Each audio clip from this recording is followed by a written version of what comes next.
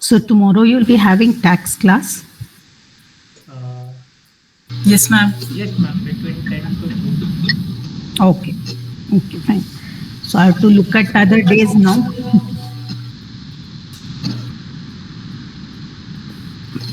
No problem. Next week, sometime I want to take a class or so, in case this time because of festival I didn't take also.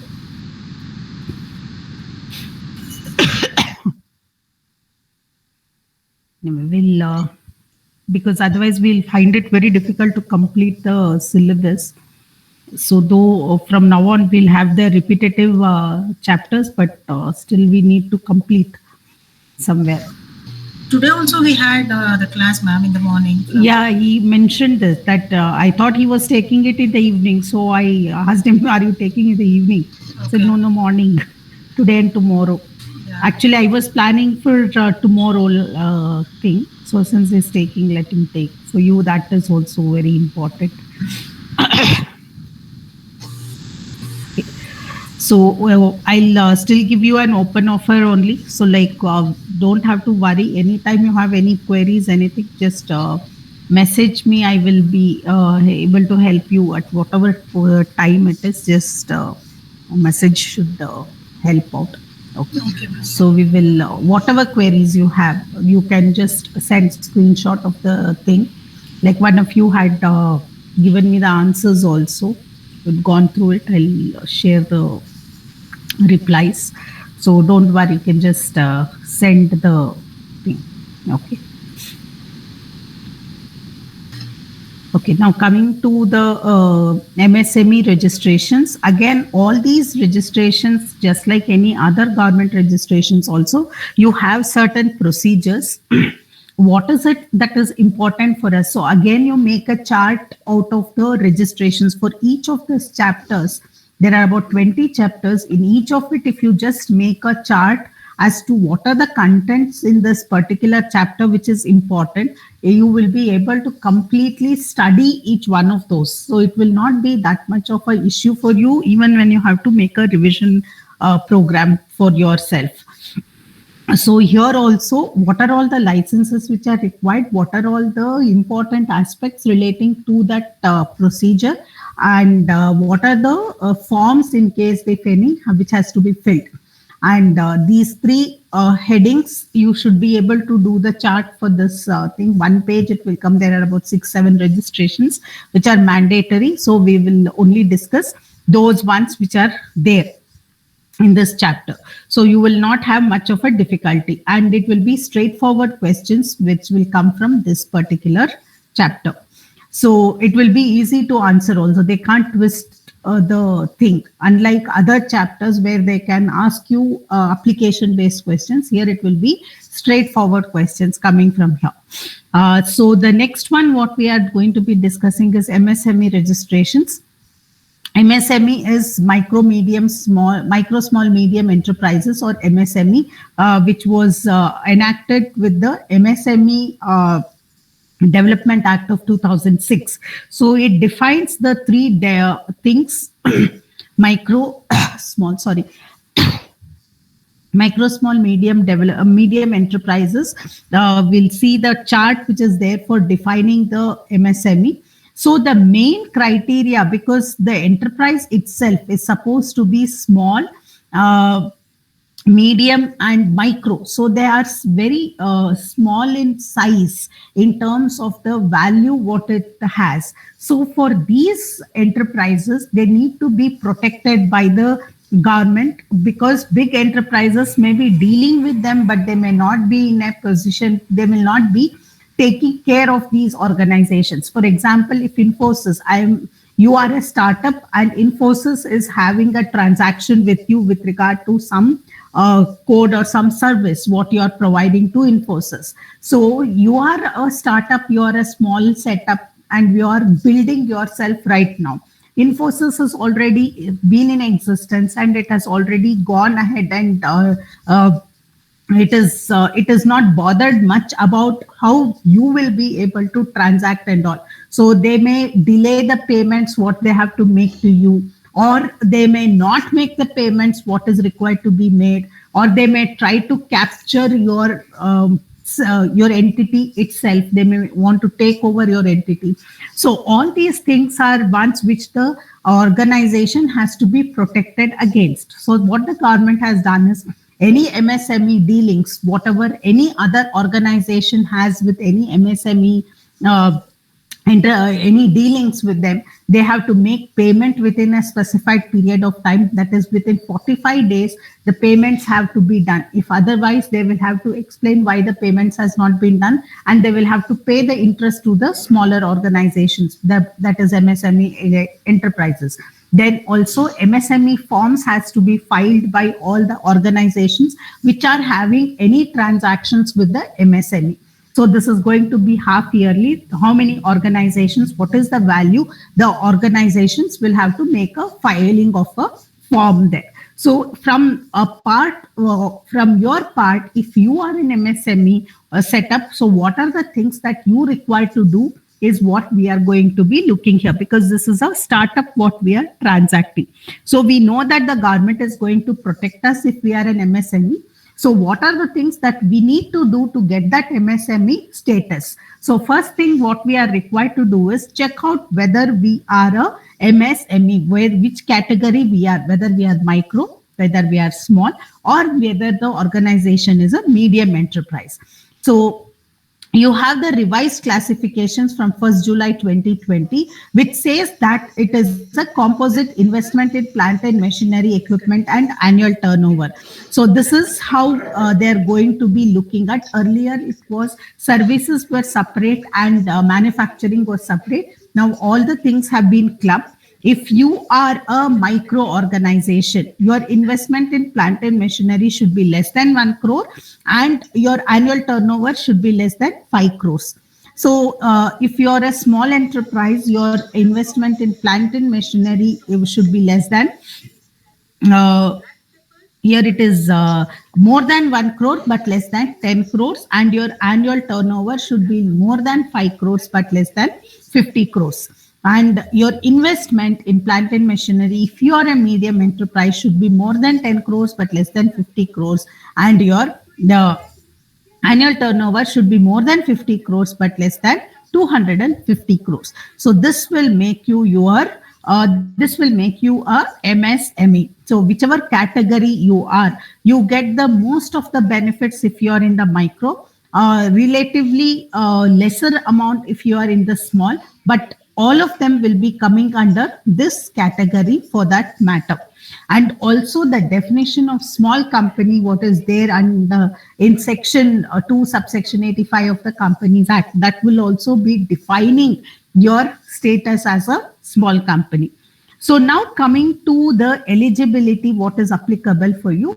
So if you are a MSME, if you are coming under any of this category, whether as micro or small or as medium, you will have to apply to the MSME to be the MSME and get this Udyam registration or the Udyog Aadhar. Earlier it was called as the Udyog Aadhar. Now it is called Udyam registration.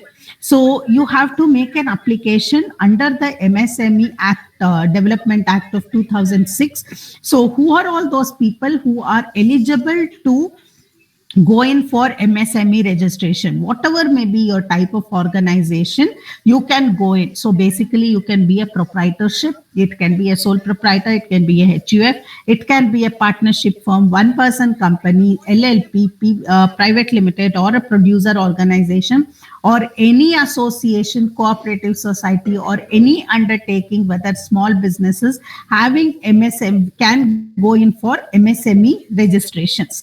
So the registration will be called as the Udyog Aadhar, Udyam registrations. Udyam is what we have. So whoever wants to go in for MSME registration, they have to establish all these things. You can, if you are in the business, even now you can help organizations get this registration. It's an online registration. It is just like how you fill the bank application. Similarly, you can fill this thing. You can go to the MSME website and register the organizations, and you can do your consultations. There is no qualification required for filling the Udyam registrations. And this is a one-time one. What is there? So here you will go to the Udyog, this MSME portal, and apply for Udyam registration. So that is the drop box there, which asks you for Udyam registration. And this is based on self-declaration. You just need to help the people to fill the form, which is again an online form. You can fill it and upload the documents and papers, what is there for. As proof. So basically, the proofs can be divided into general proofs.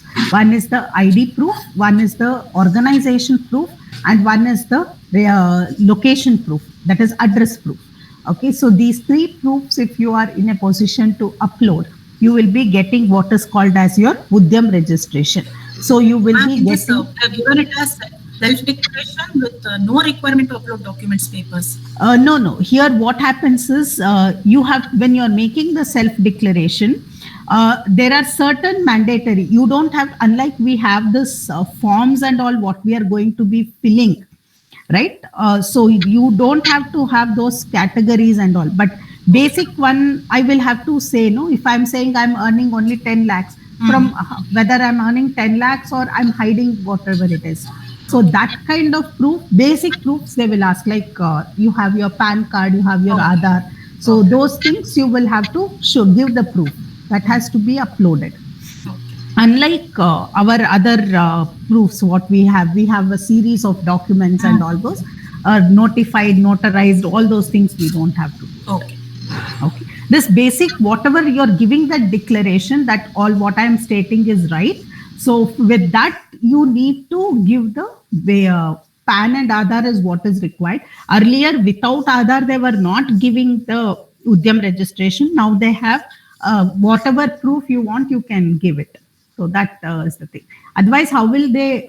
It is protecting you against, means protecting the small MSME against the bigger setups, and also protecting the society against the unscrupulous MSME also. Right? I will take the registration just to avoid getting paid, or taking advantage of the situation. So that is the only way that is there.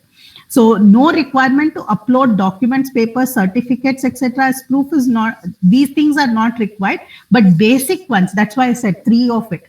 Address proof, organization proof, in the sense where is your organization located, and your PAN proof, that is your ID proof. These are the three things with the self-declaration. Even what we are doing also, that much is more than sufficient. You can go to the Udyam thing. I'll see if I can take you onto the registration portal and I'll show you the one. Okay, so once this thing is done, within within a week, maximum 10 days, they will be giving you what is called as Udyam registration. This Udyam registration, first they will give you a number, which will be like SRN number. What is SRN? Full form? Anyone knows SRN full form?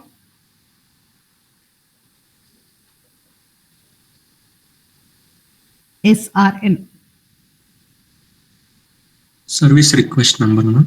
Yes, service request number. So here you will get a ARN, application request number.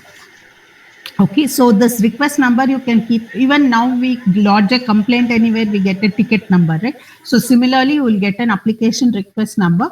So once the number, till the number comes, you can track your request, where it is, in which position it is. And once your number is received, you will have the Udyam registration number. That is a permanent number.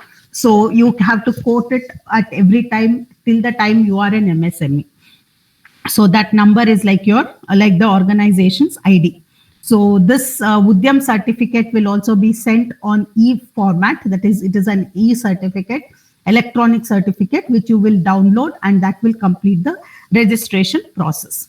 So earlier, like I was saying, it was a separate process for services and separate for manufacturing. Now it is a composite criteria of investment and turnover for both service organizations as well as your organizations which are based on manufacturing. Then all the units with GST, whatever is there, that also you can just provide the GST number and against that you can have the MSME. So you will get the same thing which will you can keep in.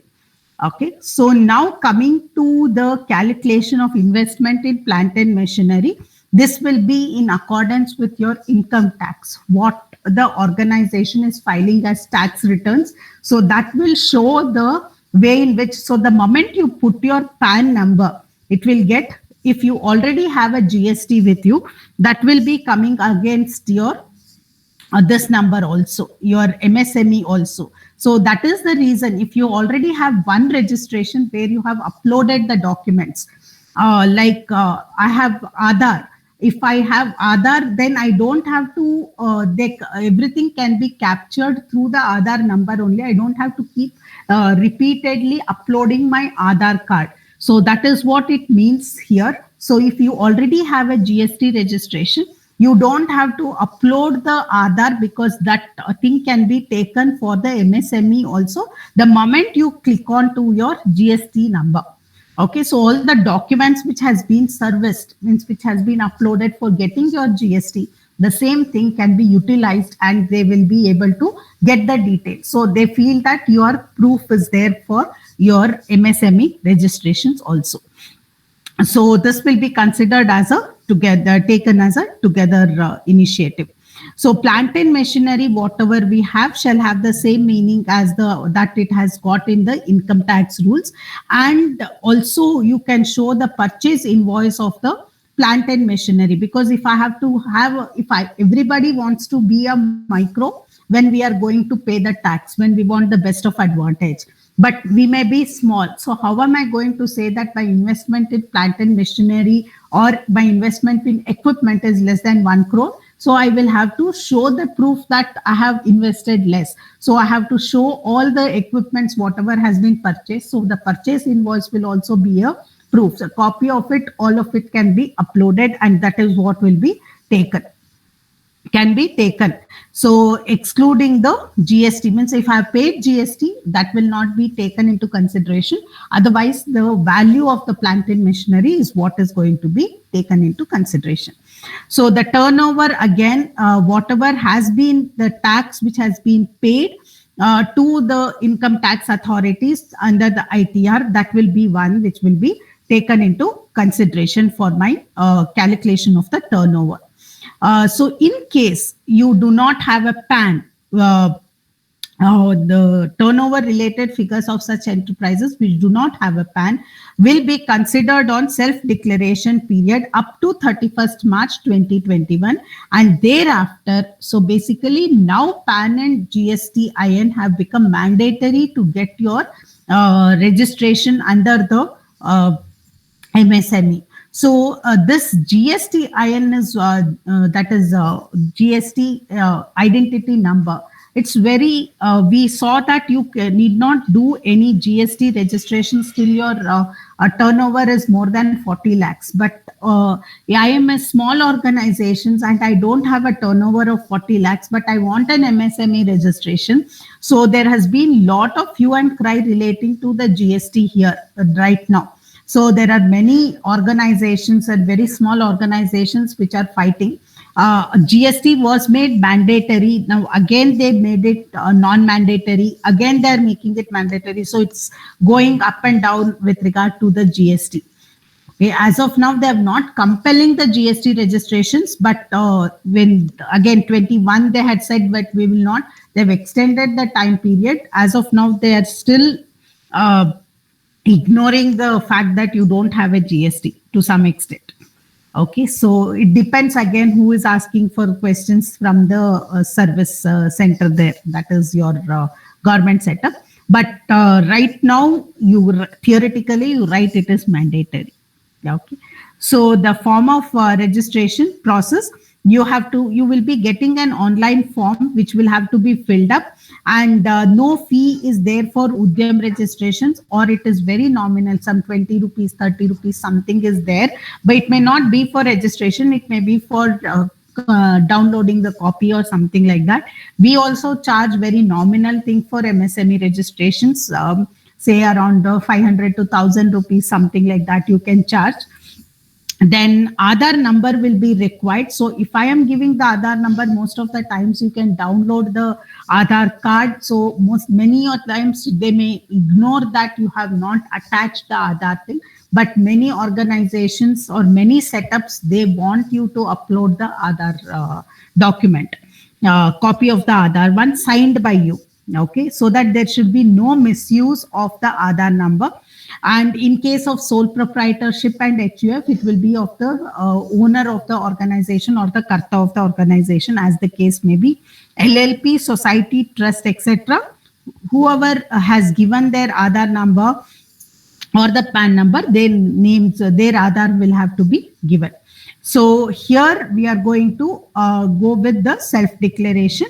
In case of an enterprise, whether it is if it is your organization, private limited company, etc., only the PAN number and the SIN number will be taken into consideration if they don't have the Aadhaar.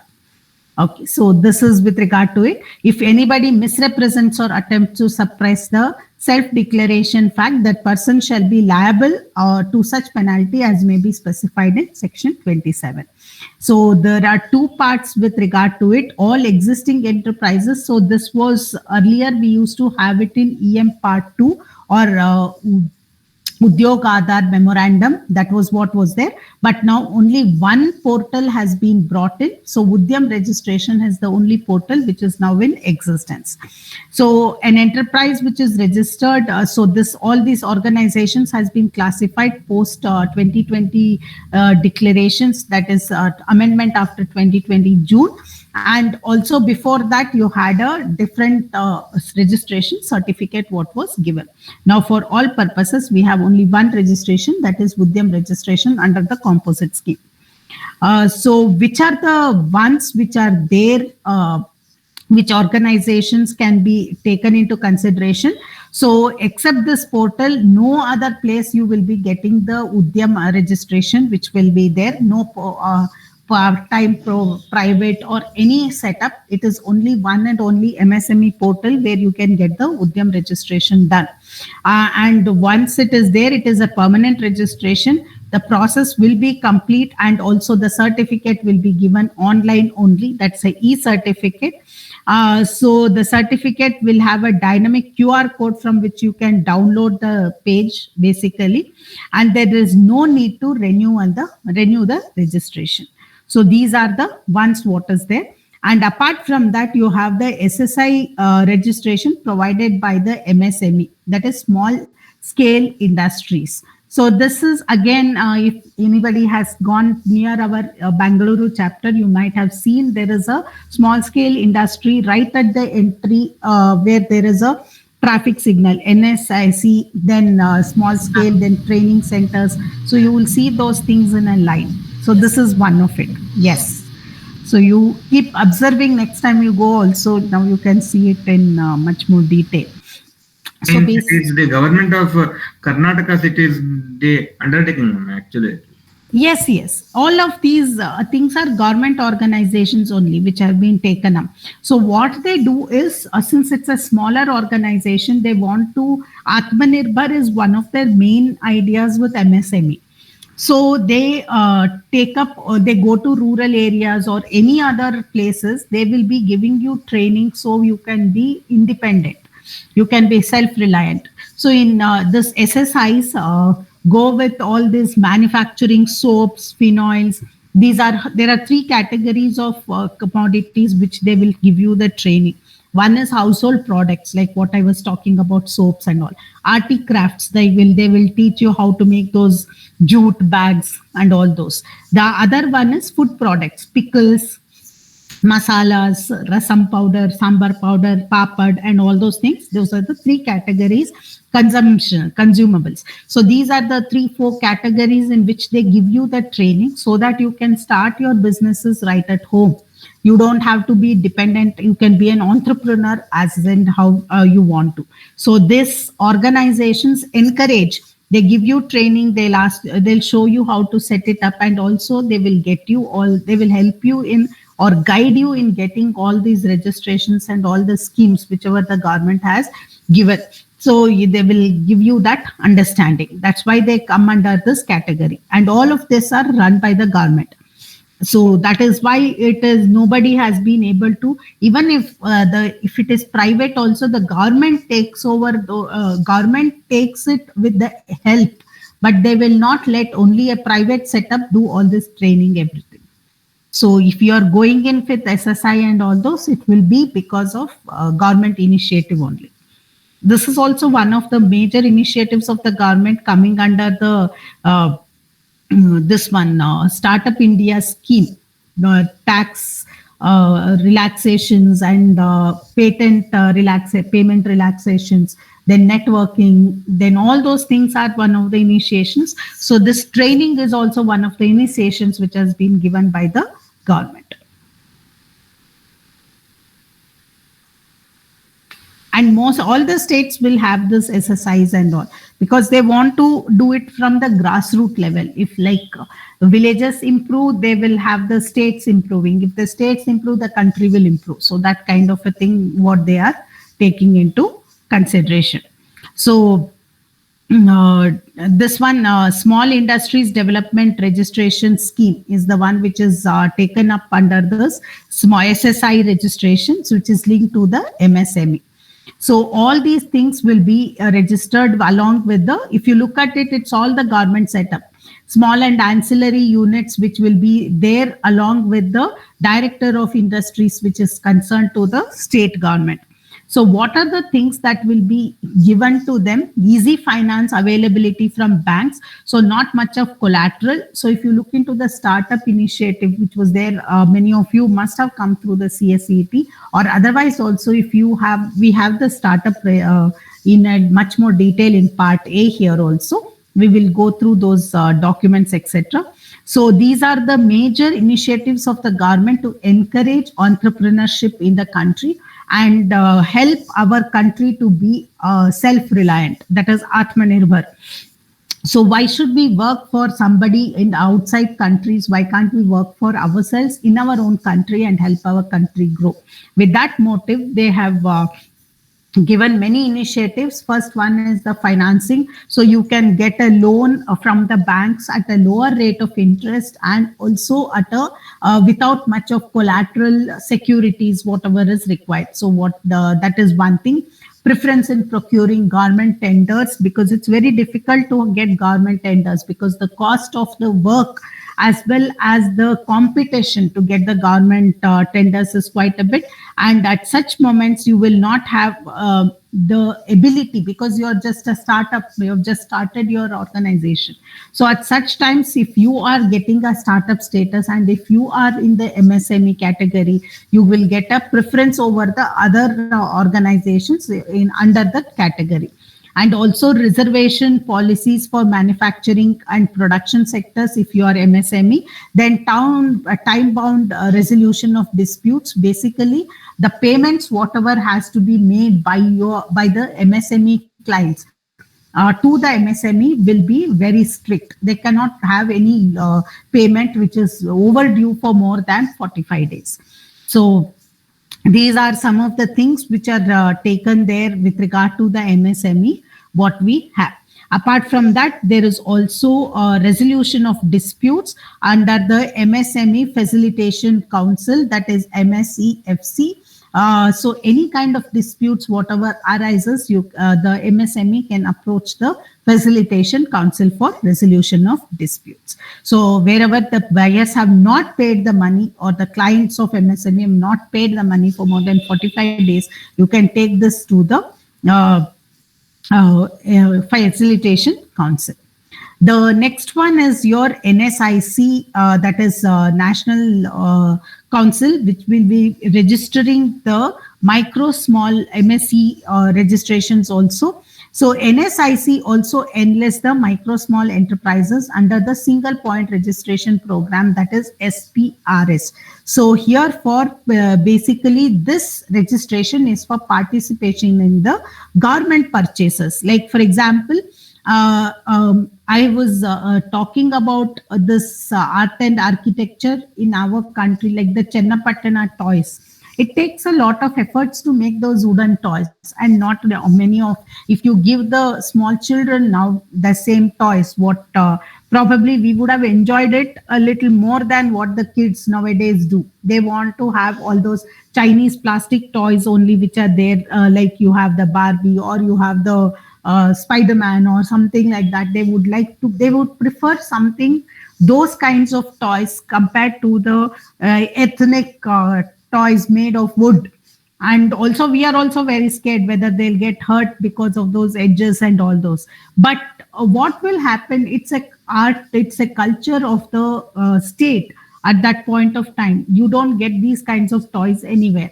But if you do not encourage, if you do not purchase those things, that the art will die. So in order to get a balance with regard to this NSIC registrations are also coming in, so as to participate. The government is participating in the purchases. So it is also giving you the eligibility of single point purchase schemes, wherein you can procure it on the public forum. So this has come for small and medium organizations, where the government will be the buyer. In case anybody else is buying or not, the government can be a buyer if you are coming under the registrations. So what are the benefits which are extended to MSCs which are having valid Udyam registrations? Tender sets free cost basically. So you will be getting it at a free thing. Then you don't have to make a earnest money deposit, in the sense you don't have to keep a deposit even for Ma'am, yes, what is the meaning of tender sets free of cost? you will be getting the tender without having to pay the money. Okay. You will get participation in tender, no? Okay. Okay, you have to pay some money if you're any other organization, but if you're an MSME, you're going, you will be going in for tender setting free of cost. Okay. Even for rent, if you go, even this earnest money deposit, rent and all, if we do go, we pay a deposit and then we go and pay the rent, monthly rent for house and all. That is also exempted in case you are having a valid MSME registration. So other thing is participation in the tender.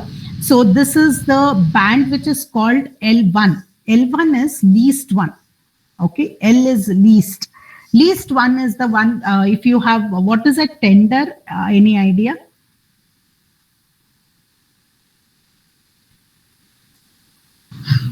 Estimated or the quoting of the project. Yeah, and this tender is generally for government organizations, government and government related setups, like you have the BEL, BHEL, PSUs and all. So they want any work done. So they want a building to be constructed. The government wants a road to be laid or a bus stand to be constructed or something like that. They will give an offer in the public that whoever is interested can apply for that offer. That offer is called as the tender.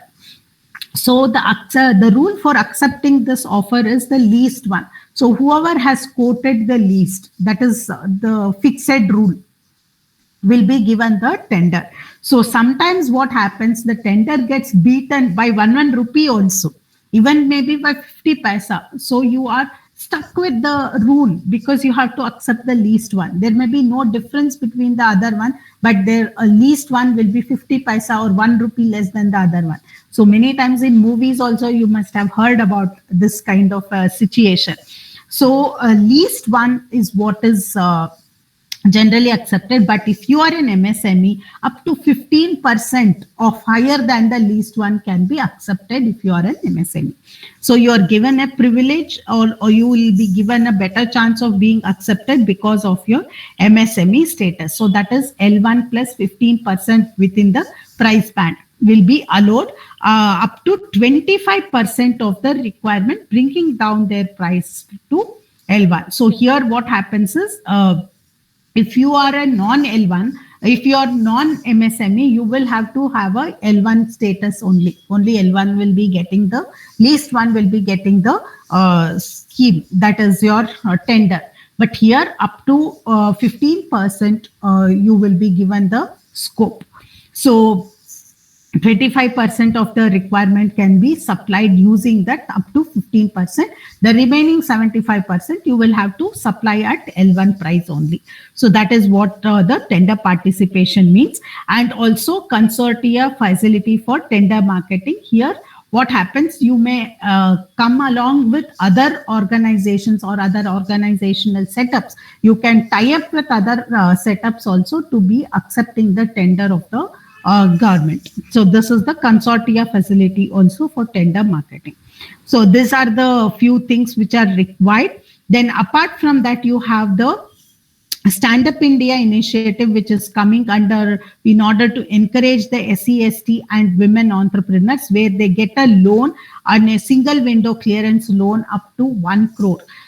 10 lakhs to 1 crore loan, provided they are women or SC/ST entrepreneurs. So that is the one what we have. So these are the eligibility, again with NSNI optional, whatever registrations we have. Main thing is you must be having the Udyam registration, which is mandatory to get the NSIC registration. So commercial production, etc., if you are already having, the provisional registration certificate to MSME under single point with a monetary limit up to 5 lakh rupees can be taken into consideration. Within 1 year of existence, you will be getting your, you can go for your MSME registrations. You should not, why this is given is sometimes what happens, the organizations would not know that they have to go and apply for they can apply for the MSME registration. They're working normally. Then later on, they get to realize that, okay, we should go for MSME registrations and all. But what is the proof that I have a MSME thing? So up to 5 lakh thing, you can go under the single point registration. So you if your manufacturing is only to this extent, you can go and apply for it. Otherwise, you will have to go into multiple stature to get the Udyam registration done. So fresh registration criteria, we are taking it. Single point registration certificate is valid for 2 years from the date of registration, and this requires to be renewed afterwards every 2 years. I have taken it under single registration, that is SPRS, and I have not gone in for Udyam, or I have not taken for startups, etc. So I have only single point, okay, I want to apply, I have just taken that much, so I can renew it every 2 years till the time I am eligible for registration. So here, what is the registration process? What we have, they must have a Udyam registration number, only then you can go in with the other things. And also they should register under the MSME data bank using the UAM number, that is Udyam. This is not UAM, this is Udyam number. Earlier it was Udyog Aadhar memorandum number. So please change this UAM number to Udyam registration, Udyam number. Okay. So earlier it was Udyog Aadhar. The wording was Udyog Aadhar. Now it is Udyam registration. Okay. And every step you have to keep making sure that you have a PAN number and your Udyam number, which has been given in your form. You have filled it form, will fill the form. You fill the form, upload the form, and you will be getting your final certificate, which will be with regard to the NSIC office for going ahead with the manufacturing. So this is the thing what is there. So in case MSC is having more than one factory, you can in the same state or outside the state, all the factories can be registered under the NSIC. So other compliances what will be required for these setups which are into manufacturing is, one is you have to get the factory license, which will come under the Factories Act also. There are lots of things which will have to be done under the Factories Act. And pollution clearance certificate in case you are into chemical industry or something related to emittents, what is there.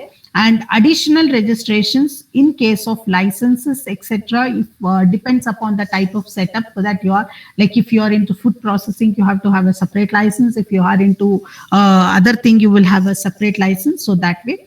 And ESI and PF will be the one next we will be talking about this one. So this is a common registration which you will have to get for all setups. So factory licenses only if it is a factory setup. If it comes under the definition of a factory, we will take it. Pollution clearance only if it is a if it has the effect of creating the pollution only, then we will be taking it into consideration. Then additional registrations depending upon the type of industries.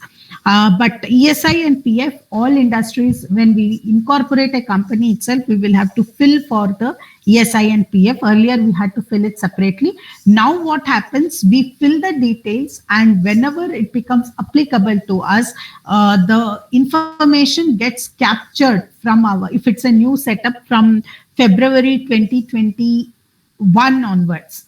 Okay, so not 21, no, 20. February 2020 onwards, we have got the Spice Plus.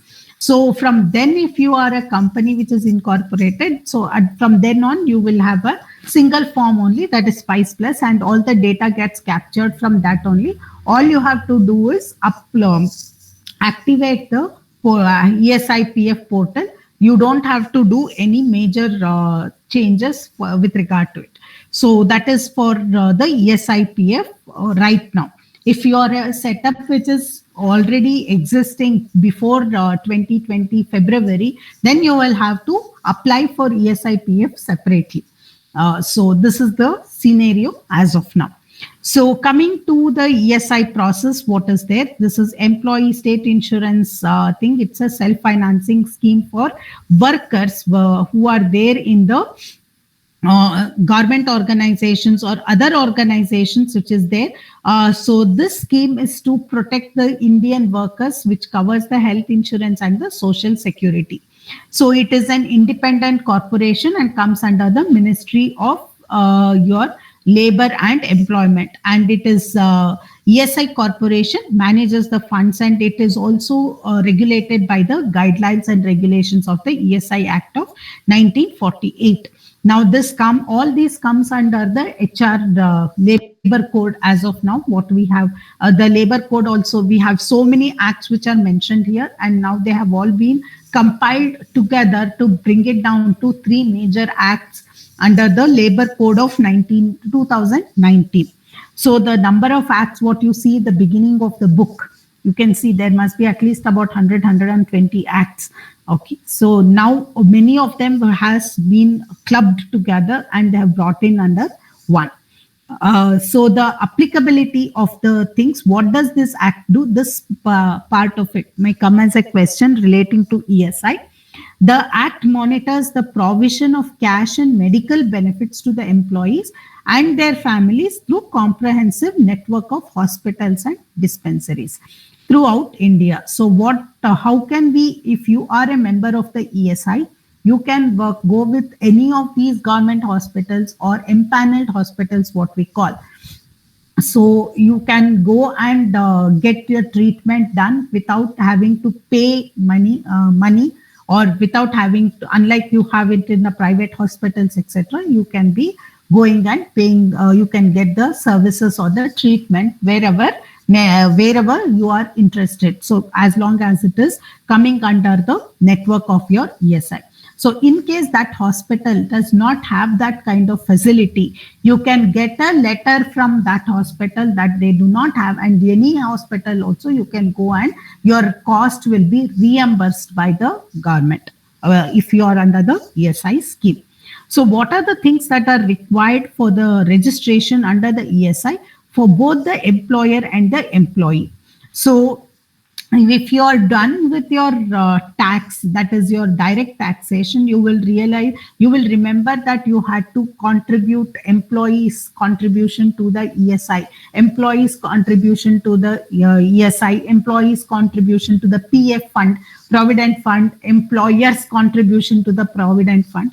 So both of it, one will be treated as a perquisite, the other one will be treated as a part of the salary. So both the things you must have dealt with if you have done the part on your taxation. Here also, we will see it from the theoretical part, what are the rules which states what we need to do under the ESI. So it is applicable to all non-seasonal factories employing more than 10 persons. So this is again, applicability may come as a question. Then the state government has also extended it to other places other than the non-seasonal ones. These are the different institutions where it has extended, and the central government has extended the coverage to all those setups which are having more than 20 or more persons, where the central government is appropriate for all these organizations. So otherwise non seasonal or non seasonal factories, more than 10 people, it is applicable. State government has given all these institutions and organizations employing more than 10 persons, but central government has said that more than 20 persons in all these setups where the main government is the central government, that will be having the ESI applicability. So what is the limit or the coverage of ESI? So the existing wage limit for coverage under the Act effective from 1st January 2017 is 21,000 per month, within brackets 25 in case the person is with disability. So what are the ways in which you can go in with the registration of the employer? Now, these are services which you can start even today. You can have your own business even today. All these forms, people find it extremely difficult to fill these forms because many times what happens, the forms we are also facing the same kind of a thing. Even with our company, MCA and all those, we would definitely like somebody to help us out, even because we want somebody to be sitting in front of the system. We don't know when you must have got this thing even when we are doing the institute website also, right? So the same way we are sitting there, we are trying, because tomorrow is the last date for filing AOC 4. So we are one bonkers looking at the forms and filings. So much of things sitting there and trying to click MCA is not working. It's overloaded, and people, their ministry feels everything is fine. We are having good numbers. So we are having all difficulties. When the form gets uploaded, we don't know. So we want somebody to be sitting on the system. One has been assigned, only that work, keep clicking on the system, refreshing the thing and uploading the forms.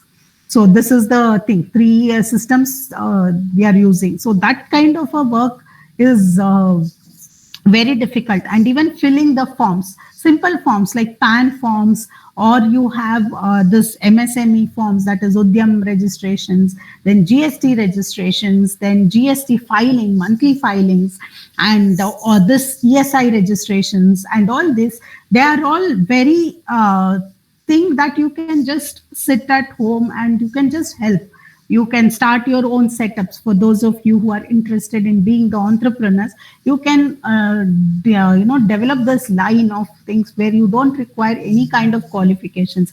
You may be just you may even be in 12th, or you may just be in college, or sidewise you can help something and you can earn also.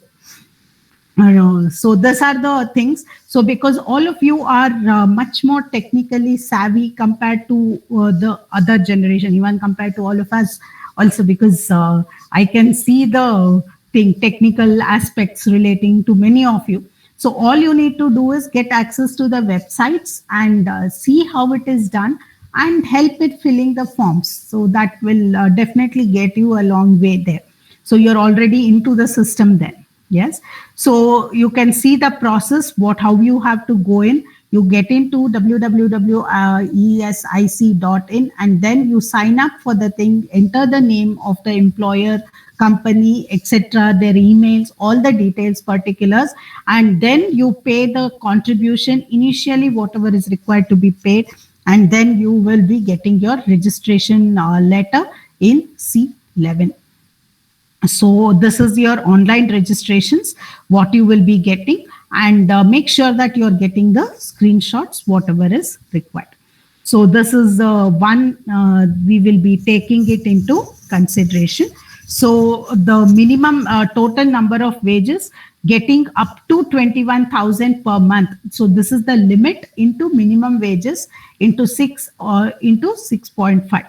So basically, you are going to pay 6 months contribution in advance at the rate of 6.5%, whatever is the contribution to be done. So this is also again important. What it says is up to 21,000, whoever is getting, you have to check out those many number of employees who are working there, up to 21,000, whoever is getting, into the minimum wages, whatever is there, and then give them 6 months advance at 6.5%. So this is the ones, what will be the contribution made by the employer to the ESI funding. Then registration of employee. Here the employee has to fill in a declaration form, which will be in format form 1, and along with a copy of the family photo in which the employer will be submitting to the ESI branch. Otherwise, how will you know that that person is an employee? And within 3 months, a permanent ID will be provided to the employee. Using that number, the registration will be taken into consideration. So once the employee is also registered, he will get all the benefits of having the ESI registrations. That means he can go and go to any hospital for medical services, any empaneled hospitals from the ESI. So those of you who are in Bangalore, you must be knowing there is a ESI bus stop itself on the same road as our institute. Means on this side, on the Cord Road, close by only, you have the ESI also. So what is the wage limit for which the employee can be earning, getting themselves registered? The employee should not be earning more than 21,000 per month. Only they will be eligible to get registered. If the employees are earning higher wages, they will not be in a position to get the ESI registration. They are exempted from the ESI registration. In case the employees have any disability, they will be they have a exempted limit up to 25,000. So in the sense, if any disabled employee is earning 25,000, up to 25,000, they can get registered. So the contribution, employee's contribution is 1.75 of the total salaries, and employee contribution is 4.75. Total is 6.5%. What will be the contribution which will be done to the ESI? That is state insurance. So employee will contribute 1.75 and employee is contributing 1.75 and employer contribution will be 4.75. So cumulative will be taken under ESI from that organization.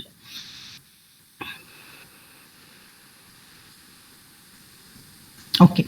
Now, who are all the ones who are called an employee? The definition of employee is extremely important here. Who is an employee? The employee, the person on who they works for the company, actually. Okay. Well, that is correct. Employee is a person who is working for the company. That is right. So there is an employer-employee relationship. So then who is a worker then?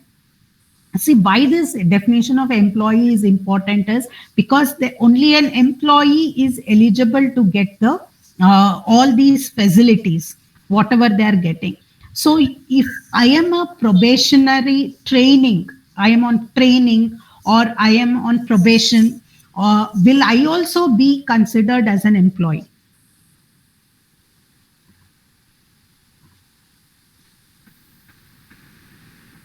Can I be considered as an employee? This is a very common question again coming from this chapter. No, I don't think so. Yes, ma'am, your employee is a person who works for the whole month and probably that. Yeah, I'm training for a whole month. I'm training. You're an employee for the ICICI Institute.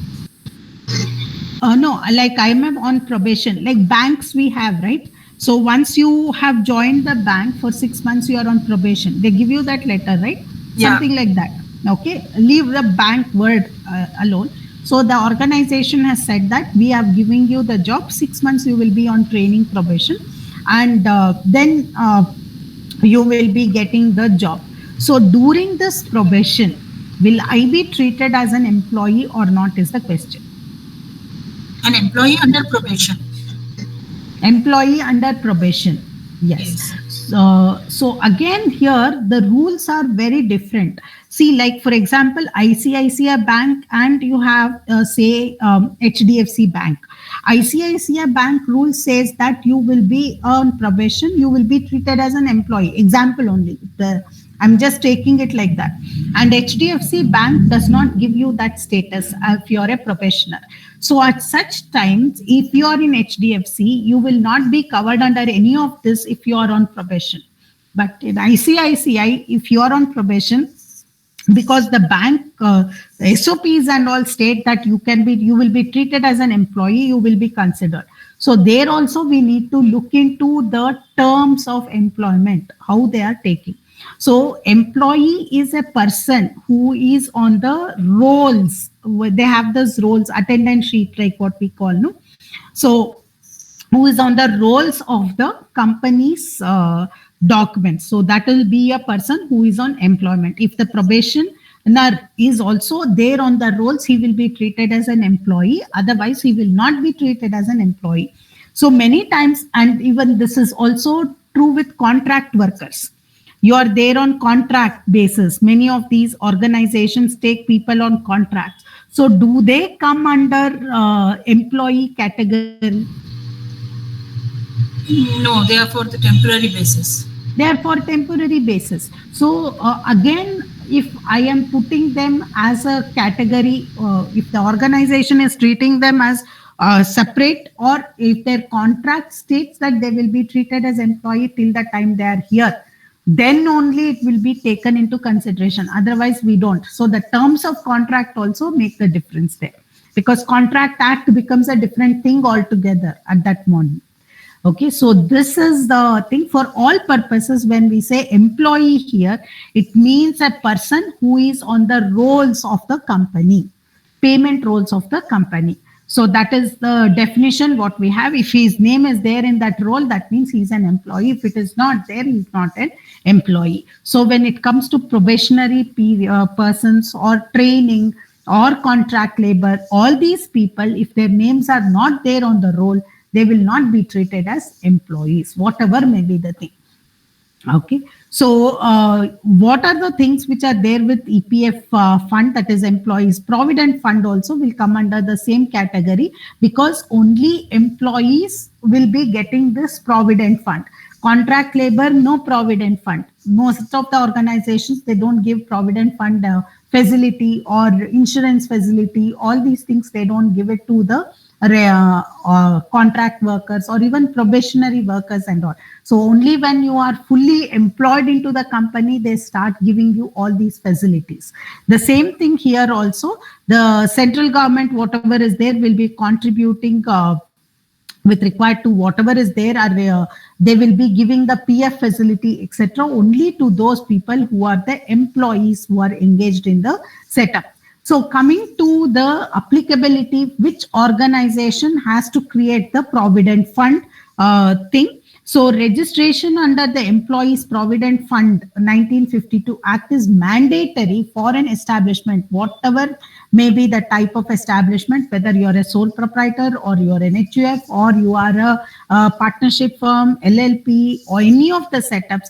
If you are an organization or a factory in which you are engaging 20 persons or more, then you have to set aside the provident fund. Any other establishment having 20 or more persons or such class of establishments which has been notified will be having this PF. We'll have to voluntarily register for the PF, mandatorily register for the PF. If you are having less than 20 employees, it is up to the organization whether they want to register for the PF or not. They can do it on voluntary basis. So the registration will be having to will have to be received or will have to be done within 1 month of reaching this threshold. So I'm having 19 employees in October. I reached 20. I hired one more. Now my employees are total 20. So within 1 month, say 1st October, I reached 20. So within 1 month, that is before 1st November, I have to register myself under the PF scheme. So within that, whenever I'm crossing the threshold, I will have to, within 1 month, I have to do. Till then, if I'm having on a voluntary basis, then I can continue on that basis. Once it is registered, it is registered. So again, registration for PF is an online thing, like I have been telling you. It is Shram Suvidha portal. It is developed by for the establishments to facilitate establishments, contractors, employees, etc. for registration of all the things under the labor laws what we have. So all you need to do is access the windows and you will be able to fill the form and get the registration which can be done.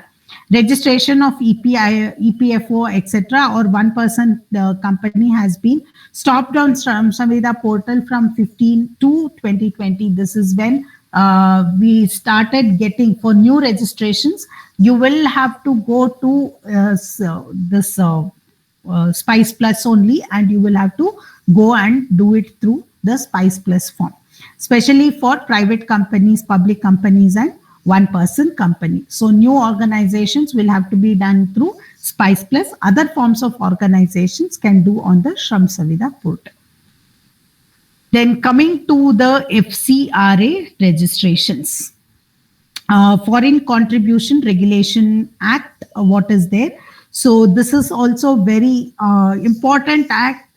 Any organization which is having any dealing with a foreign country, doing export import purchases, or it's a subsidiary, or it has a business outside India, you will have to go into your FCRA registrations. That is Foreign Contribution Regulation Act will have to be taken into consideration. You have to run through, like how we do for Companies Act, the same way you have to go through the FCRA. Even if you are a trust or a cooperative society or a charitable trust or any kind of trust or Section 8 company, and you are receiving money from outside, that is foreign contribution, then too you have to be careful about the FCRA applicability. So what are all the things that are required to go through the registrations under the FCRA?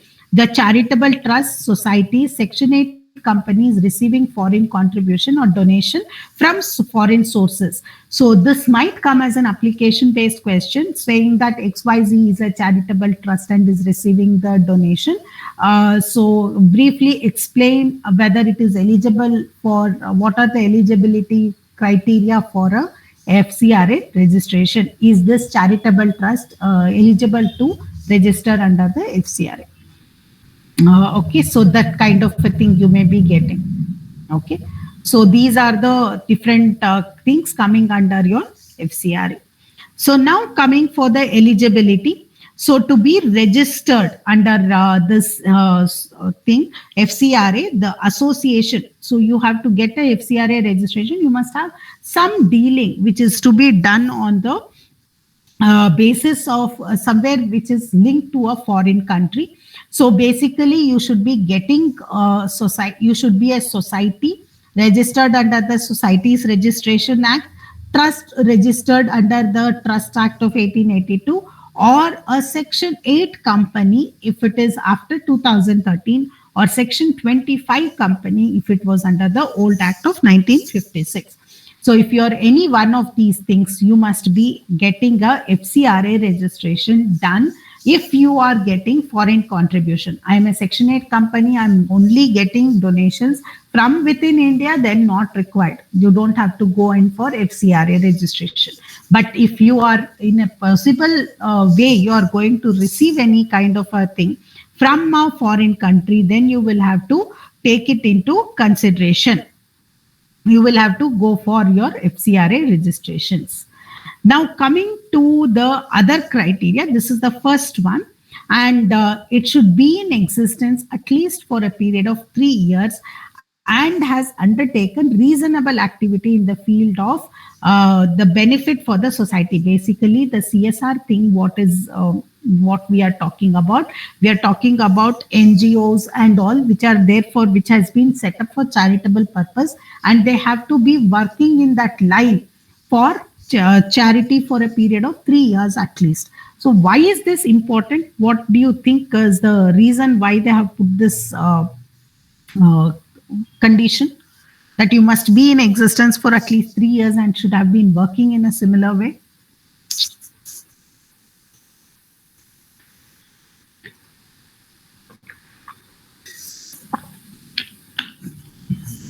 Why do you think so?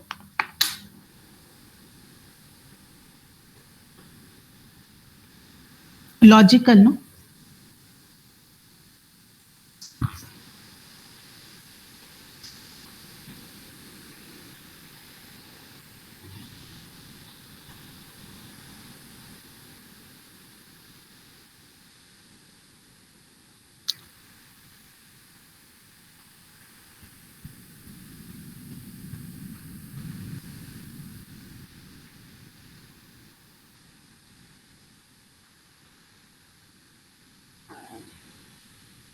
Can you Yes. explain the question, ma'am?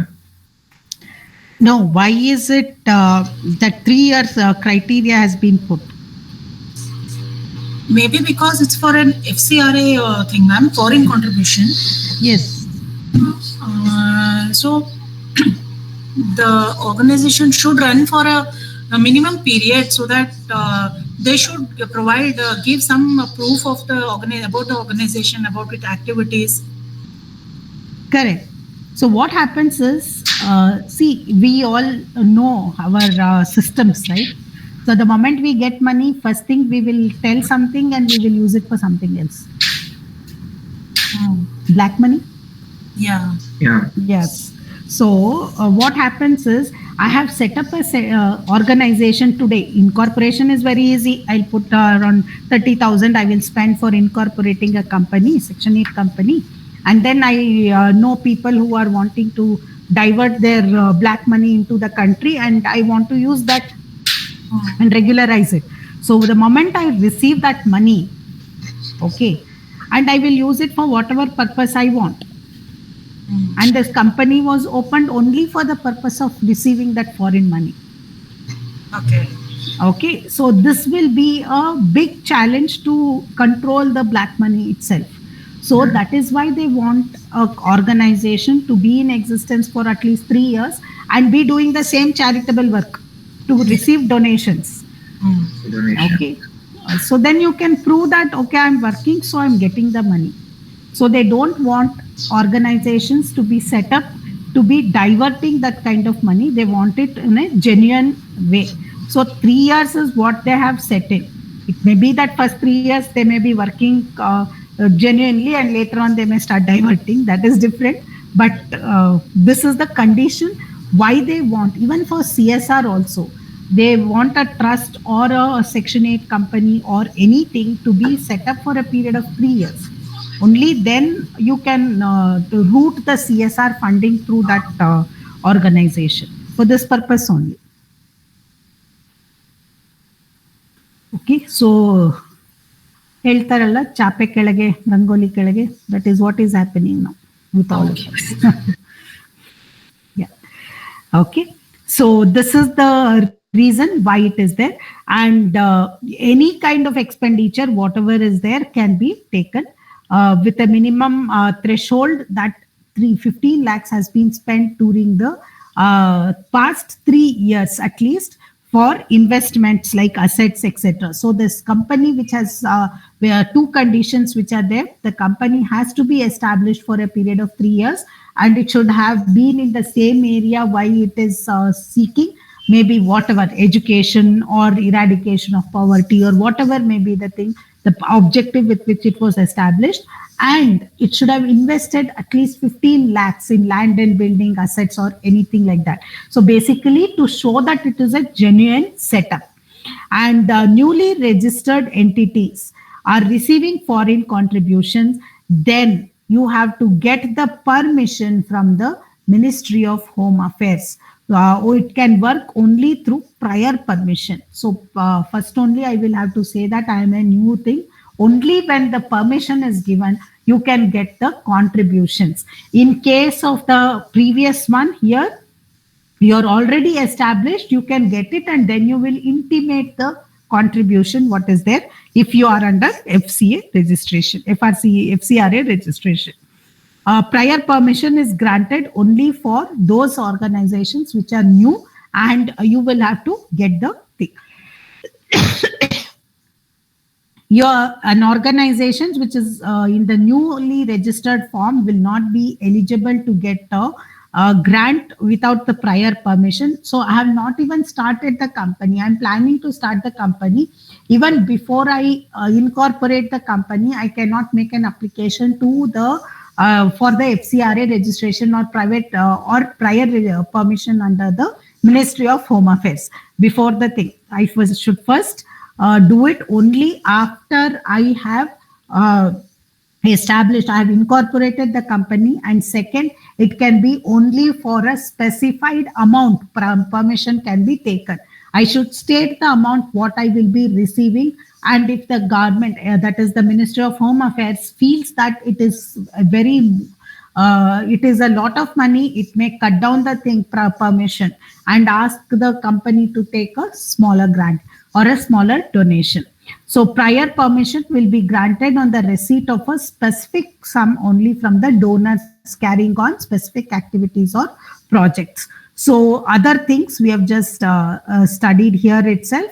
So you can be a registered company or a trust or a thing, and it has to be a committee. It has to be specific commitment which is given from the donor indicating the thing. So Indian recipient organizations will be getting the ones here.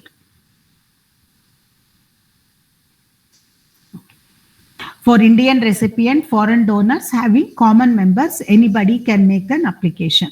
So prior permission, we have already discussed. The chief functionary of the recipient should not be a part of the donor organization. So it should not be basically both, like we have also got no interested party. I am sending my own money from a foreign, I am in the foreign country. I have set up a Section 8 company or a trust in India, and I am sourcing my foreign money into the Section 8 company which I have set up in India. So I cannot do that.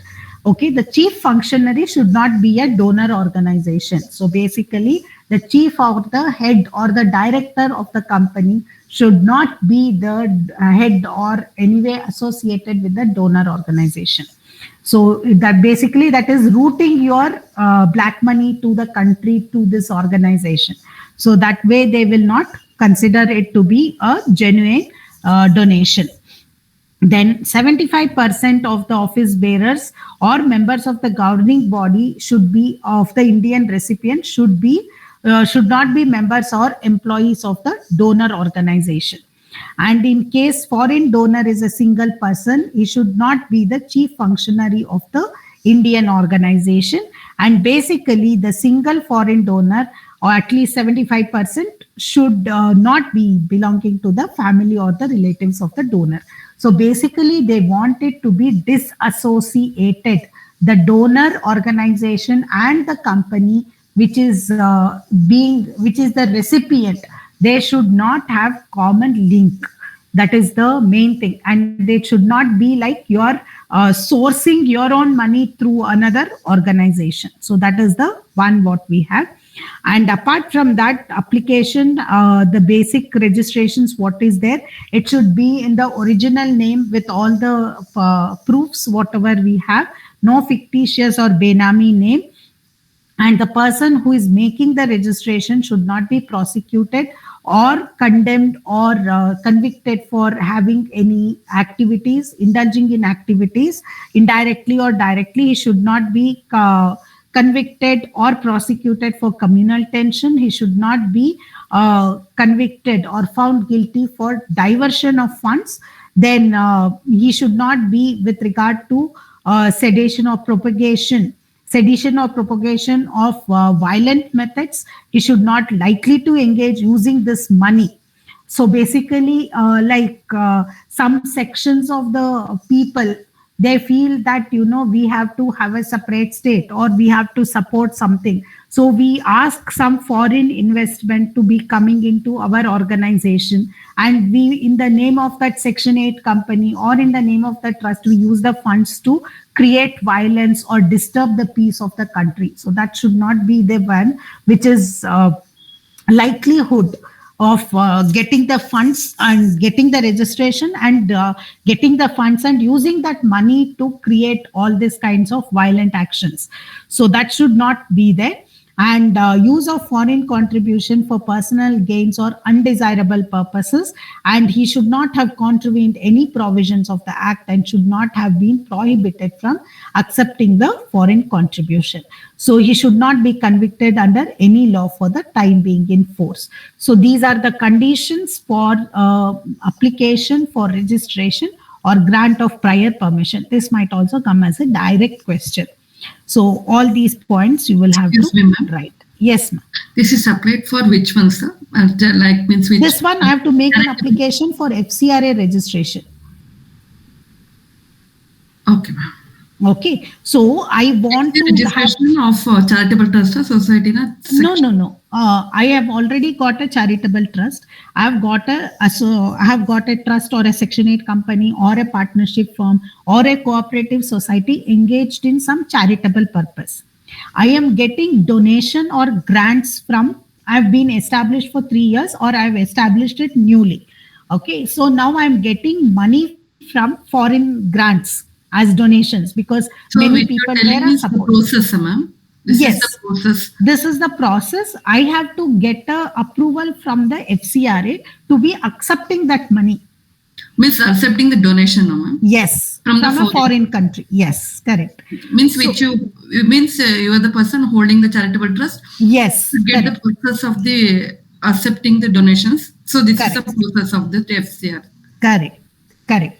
So if I have FCRA registration, I don't have to keep applying every time money is coming in. I don't have to keep telling them I'm receiving the money. Please say yes.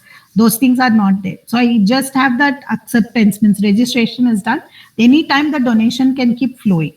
So I know that I'm going to get the donation. So I'll get a registration done and I'll get the inflow of money. Every time I receive, I have to just tell that this was received by US, from a US source, from a UK source or something like that. I just need to make a statement. Okay, but if I do not have a registration, I cannot get that money. It will be illegal for me to receive the money. Then with the previous, ma'am, if we go the previous, ma'am, eligible criteria for grant the prior permission is? Prior permission. So here what happens is I have just started my company. I have not, I don't have the registration. I cannot go in for registration for 3 years, right? But that foreign person, like say you are wanting to donate, I am a Section 8 company and you are staying in the US and you want to donate it to my organization, which I've just started. You like the way in which the organization is working. So at such time, what I have to do is I have to write to the MHA, that is Ministry of Home Affairs, and asking that, saying that I have a donor who is in US who is wanting to contribute, say, $10,000 to my organization. Okay, with the money, specific amount of money, I have to make an application for prior permission. If the MHA, that is Ministry of Home Affairs, rejects that application, you cannot put the money into my organization. That is prior permission. But if my organization is already 3 years in existence and I have been into that same activity, okay, and now you want to give the money, I don't have to ask for prior permission. I'll ask for registration. Okay. New setup before 3 years, I have to seek prior permission. If I am an organization which is established for more than 3 years, I have to seek the registration. Clear with the difference?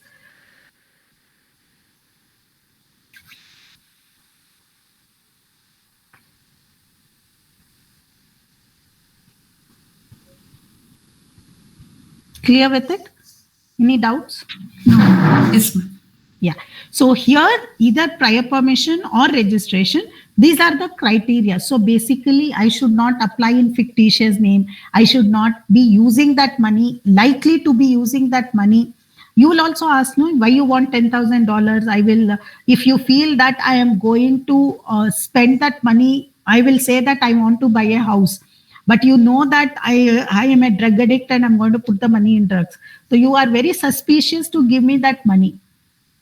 So that way the government is also like that. So it says that you can use it only for these. If you have a tendency to misuse that money, then you will not be getting the permission. You cannot apply only.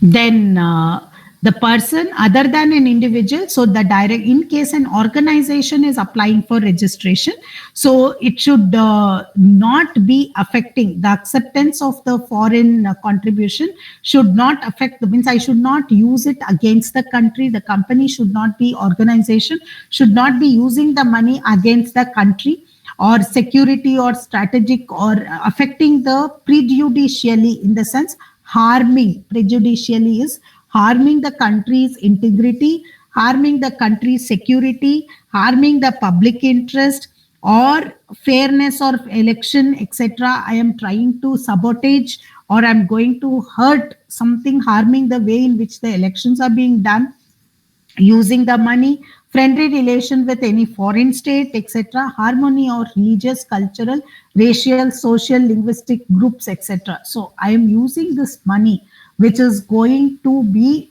affecting the or harming the these things, then I will not be in a position to apply for the thing.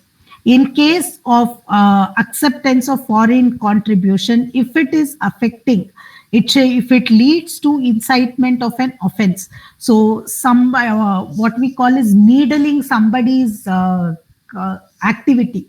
So one of them is already into terrorism, and my acceptance of the money will boost his, boost that person's or boost that organization's interest in inflicting more harm.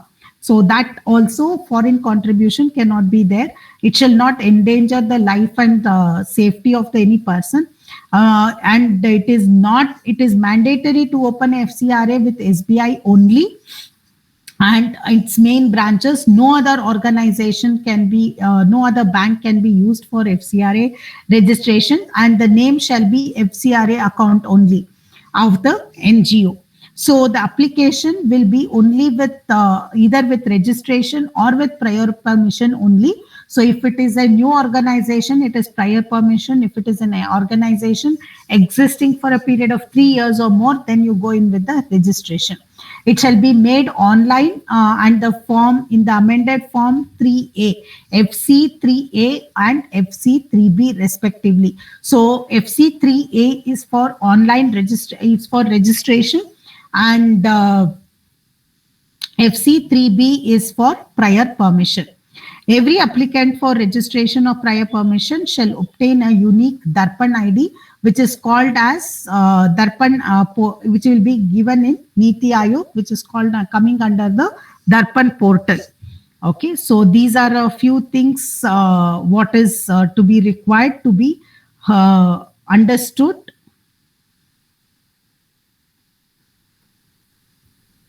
For us, we go in for the one.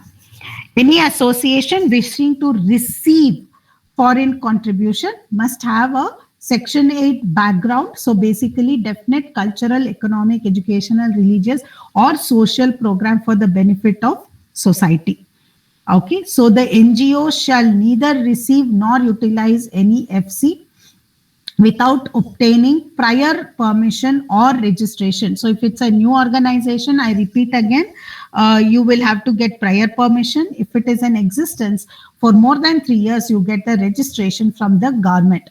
So MHA is the authority which is given, giving you the authority to take the registrations. Then all associations seeking registrations or prior permission shall be required to give affidavits signed by all the members and trustees. So basically involvement of everybody is there, and no application, no thing will be left blank. You have to fill the complete application. Any incomplete applications will get rejected. I think that's a normal rule for all of us, and all the details, whatever is being filled for the registrations or prior permission, should be true and fair, honest, and it should be it should be sent for receiving specific amounts for a specific purpose and from specific donor. Like, for example, I just spoke about say here, Sumit wanting to give me, say, my organization XYZ, $10,000. So I will be saying that $10,000 given by a donor, Sumit, for the purpose of education at Bangalore rural area. Something like that. Very specifically, only then the permission will be granted. Otherwise, the permission will not be given. So it has to be specific project, specific amount, and purpose. And documents which are there, all three things. Please remember, only three things we keep in mind. I'm giving you the tip for memory for all the documentations. One will always be the ID proof. Whatever it is, whether it is an individual, whether it is an organization, whatever it is, what are the things which can come under ID proof? What are the things which can come for ID proof? If it's an individual? Aadhaar card, driving Aadhaar card, PAN card. Aadhaar card, PAN card, driving license. Yes. Yes. Then address proof. Second one is your address proof. The electricity bill, the gas connection. Yes. Remember, when you have the utility bills, we call those. If you are having the gas connection, electricity bills, or even the phone bill, okay, phone, telephone, or even mobile also, when you had registered, probably if you are getting the mobile bill, I don't know whether they give the mobile bill or not. If it's a postpaid, probably you may be getting the bill. It should be in your name. Whoever is filing, it should be in their name. Okay, and it should not be more than 2 months old. Okay, latest is 2 months old. That is for the utility bills. Now, this is with regard to the individuals. With regard to organizations, what are the proofs what you can have? ID proof of the organization and the address proof of the organization, and activity proof. Like, for example, they ask you, give your salary slip, proof of your income. That may be for individuals. Proof of the income or proof of the activity of the company. So that may be the annual report, board report, resolution, whatever it is. So now if I have to have these three things are only what is required. So you have the list of items here. You can make an answer by yourself. You don't have to memorize what are there. So just make it into categories: ID, address, and any activity, whatever is there. So now I'm asking for income proof. What are the things that I can give under income proof for my individual one? So what are the things with activities what I can give for organization? Now, organization ID. What do you have for organization ID?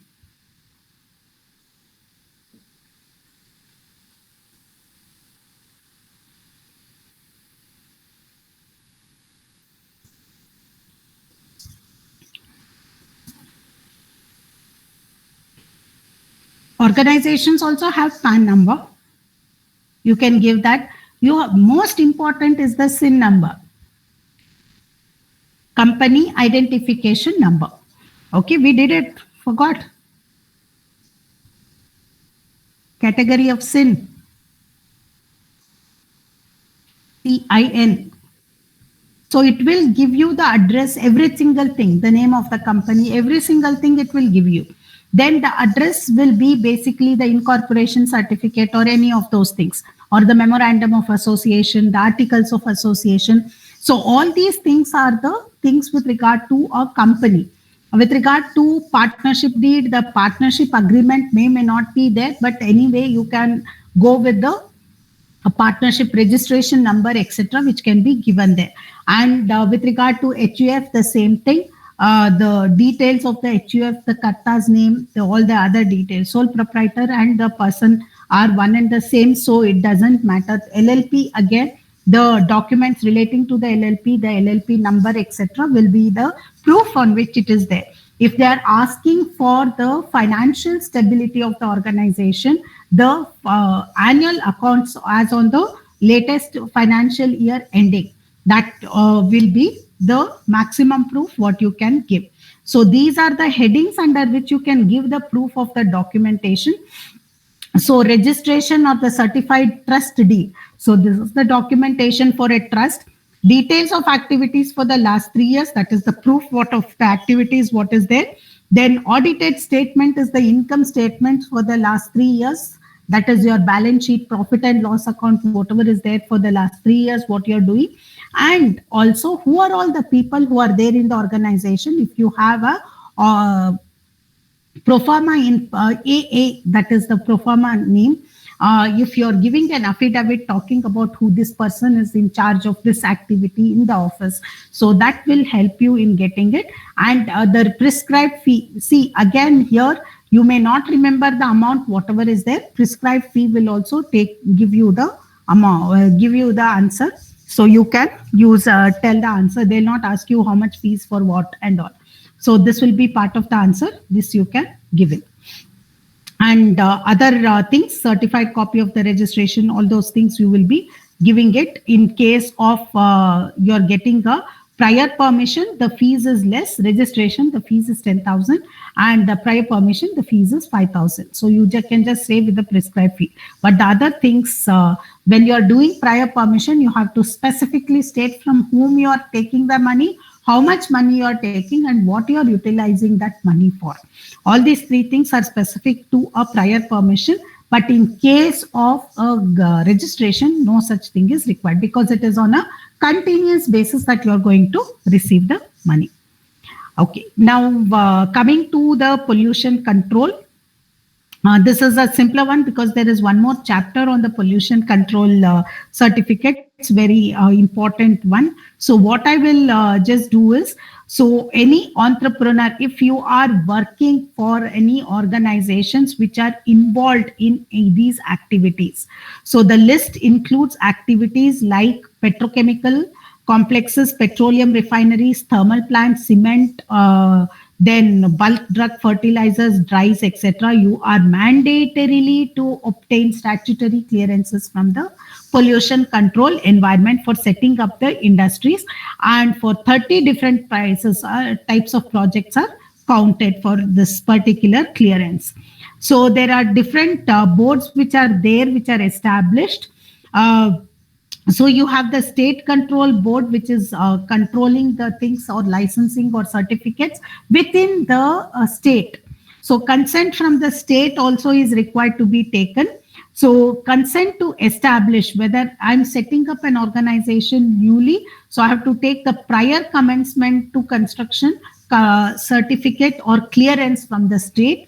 And once the construction has been set up, I have the second consent, which is consent to operate, CTO.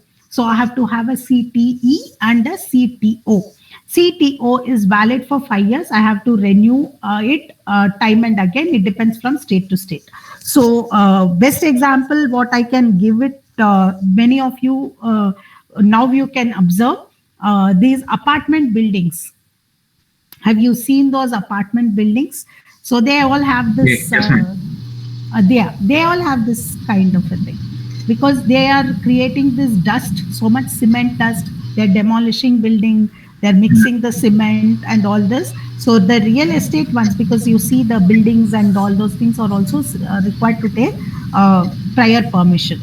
So if you do not have, even if you want to construct a building, so you have to get permission from the government that I'm constructing the building. They will make a rule, you should not be affecting the others and all that. So here, first you will get a CTE. First, can I establish this organization? So once they say, okay, fine. Even for building, we get the blueprint, we go and get a permission, right? From the government. Don't we get that from the BDA or any setup where we are to build a house? Yes. Also? Yes. Same way here. Okay. Pollution control will give you only regarding the pollution. Here for us, they give it in case of both pollution and the building structure. Okay, so here what we will be doing is first whether can we set up the organization is the first question. Then once they give the permission, only then we can set up the organization. So once the organization is set up and we are manufacturing, we are ready to manufacture or we are ready to start the business, we have to go in with another license or another certificate which is called as the CTO.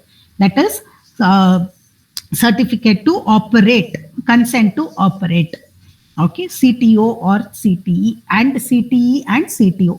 So this is for 5 years. It varies from state to state. It can be going on against for any number of years. Then Central Pollution Control Board has specified the list of industries which are required to get the pollution one.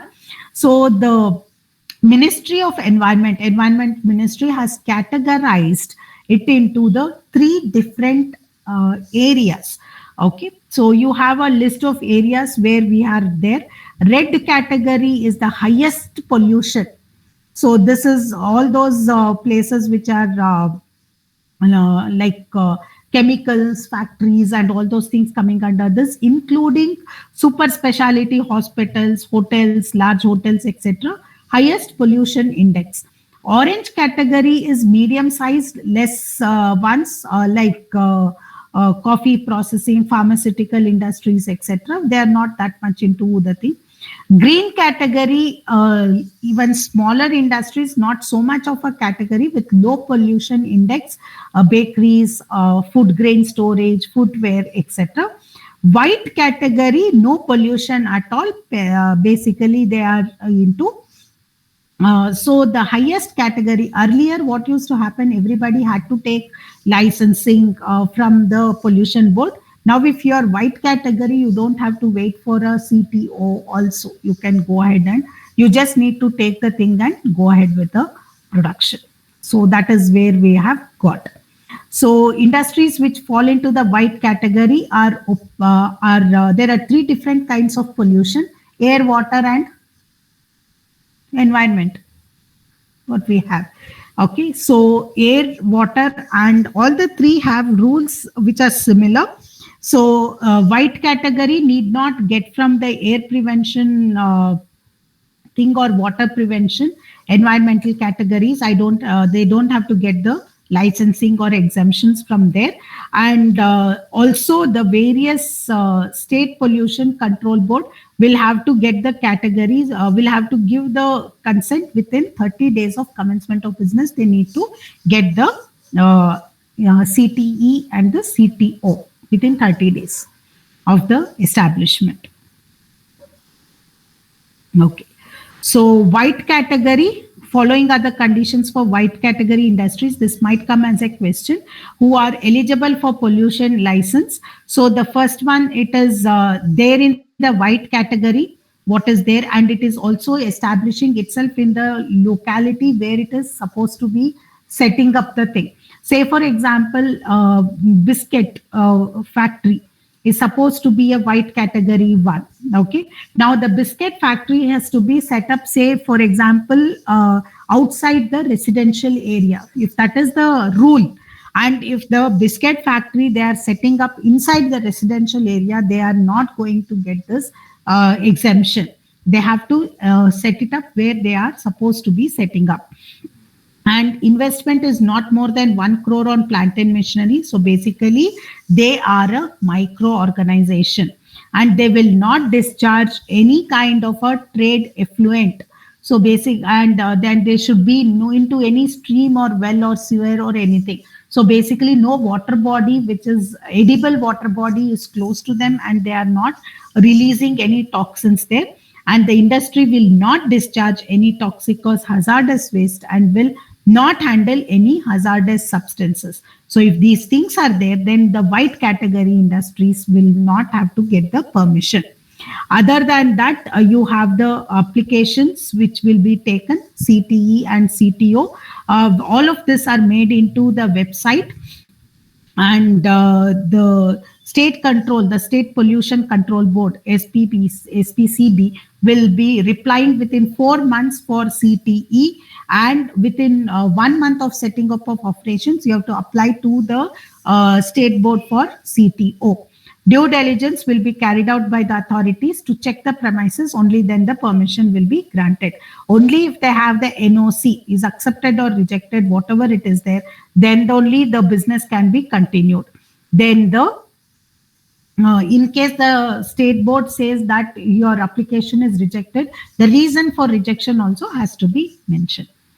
Other than this, you have the other codes which are called coming under the IE code, that is Import Export Code, which will be coming under the Directorate of Foreign Trade, that is DGFT. So this is also code registration which you will be getting just like your GST by applying to the Directorate of Directorate General of Foreign Trade, that is DGFT. You will get a 10-digit code which will be the number where you can do your import-export business. Anybody can ask for the import-export business. Any type of company can be applying for this. So how to apply for the DGFT? Again, this is one more thing what you can do in your own business. So this is the website for DGFT. Just go into this and log in with the valid credentials and make sure that you have the PAN number as well as your Aadhaar and incorporation of the companies, etc. Whatever, it depends upon what is the type of organization. All the documents which is there, you need to upload. Maximum size of all the documents is only 5 MB. The proof of address, these are the things. Bank proof, these are the ones. And you can be going ahead with the one. Okay. Then the next one is drug license. This is also very important one. Anybody, like I was giving you example of SSIs, that is small scale industries. So if I am wanting to set up a place of my own, like I'm making soaps and phenol and all, then at that time I have to get a cosmetic licensing or a drug license from the Central Drugs Control Organization and State Drug Standard Control Organizations. So these are the two organizations which are controlling the drug license in India. And this drug license is a state subject and it will be related to the state. There is no central one here. So this is the organization which will be giving. So there are two kinds of setups or the drug licenses which are given here. One is the retail drug license, that is the RDL, which is issued to a chemist shop, pharmaceutical chemists and all. They have to get what is called as the retail drug license. And then you have the wholesale drug license, which will be given to the persons or agencies dealing in medicines and drugs on a wholesale basis. So only if you are a diploma or a degree holder in pharmacy, you will be given the WDL. So your wholesale drug license. Otherwise, you will not be given. And apart from that, you must have a specific area for the special shop which you will have to open, and a storage facility where you will have to have a refrigerator, AC and all in the premises. Only then it will be given. And the technical persons or the staff whom you are going to engage, if you are getting a wholesale dealer, at least 10 standard pass and 4 years experience in dealing with drugs. And if it is a retail, minimum education and sale of drugs only in the presence of registered pharmacist will be approved. So the drug license, though these are the ways in which you will be taking. Application should be in the prescribed format. This is still they have not done it online as of now. If you want to know where this place is, Maharani's College, Vidhan Sauda, it's there near Vidhan Sauda. Yes, ma'am. Yes. You will see that drug and cosmetic, where there is one place for death and birth and death registrations. So next to it only this one is there. If we have this drug thing, we call it lot of money they take under table. This one, because many people want to set up the organization. They can make money, in this drugs and all. So lot of money goes under this. I've been fighting to get one cosmetic registration. They're asking 4 lakhs. And that person is from SSI. So it's so difficult. Whatever we do the last 6 months, they're pulling and pushing. So this is a big problem for all of us. She is doing it at home with 2 more people, using mixie and all, and these people want to see what equipment is being used and all. What to say? So these are the details what is there with regard to the items. She has got all the registrations and all, but they are not ready to give this. They want so much money.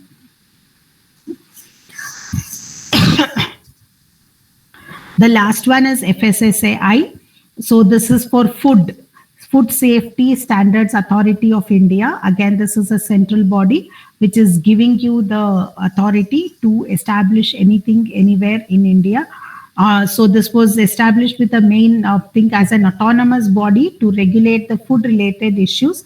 So if I want to, like pickles, masalas and all, I'm making at home and I'm supplying hotels, etc. All these people will have to get a certificate from FSSAI. Only then they can go ahead and go with the registration. Only then they can go ahead and do the business. So FSSAI license is mandatory for starting any kind of food business. So once you are registered, you will get a 14-digit registration or license number, which must be printed on all the foods and manufacturer packages, in case I am supplying anything. So this FSSAI, again, it's a easy one. This one is fine.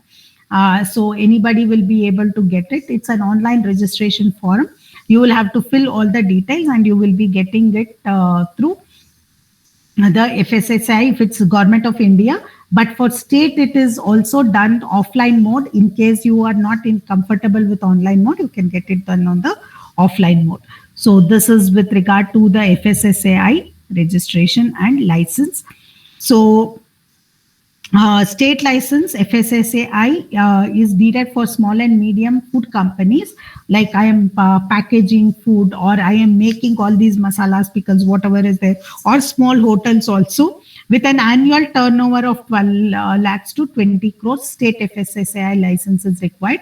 So if it is central license, then it is mandated with food chains like Reliance and all, they have lot of it. So your annual turnover is anywhere more than 20 crores. There is no outer limit, bigger limit. So they will have to get it on a central basis.